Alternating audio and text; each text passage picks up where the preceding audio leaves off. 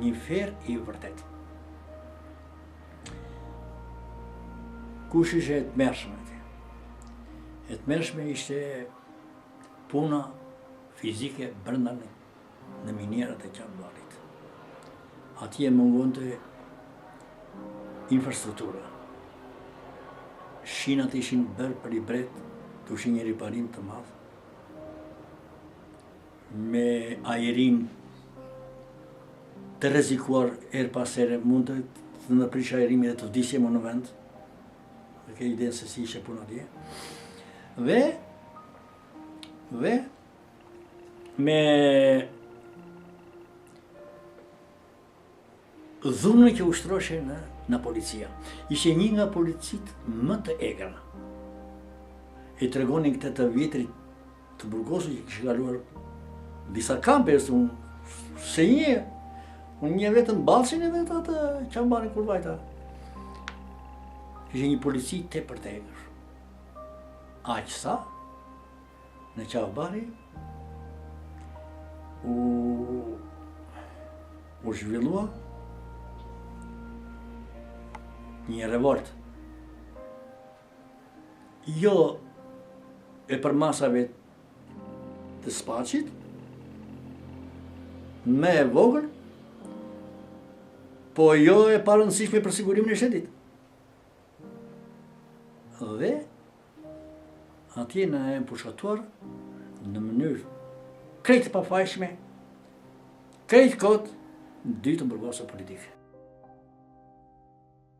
Shumë në galeri, të vdiste shoku kur të duash në ka binte materialin që nga lartë, në goditur në fokë.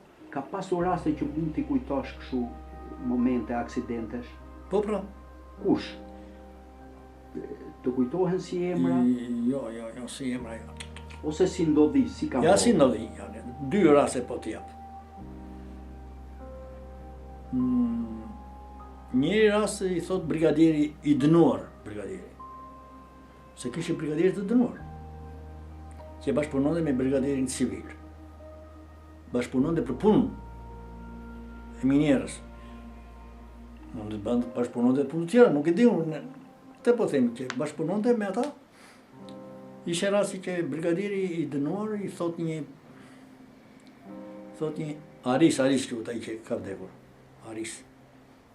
I thotë, ti Aris, thotë, do vesh të zhbllokosh një ulluk i gjatë një 2 metra, i pjerët, ai ulluku binde materialin nga shtresa lartë, mi po ulluku ishe zënë, edhe dushe hapur nga poshtë, me leva me ashtu. I thotë, ja, do vesh ta bësh ti atë, ja. Në momentin që do zhbllokosh atë, i ke marruar punën. Ky me kënaqësi dhe vete. Atje duke zhbllokuar shumë, e hap atë, materiali i madh nga lartë, mal edhe bie i gjithë.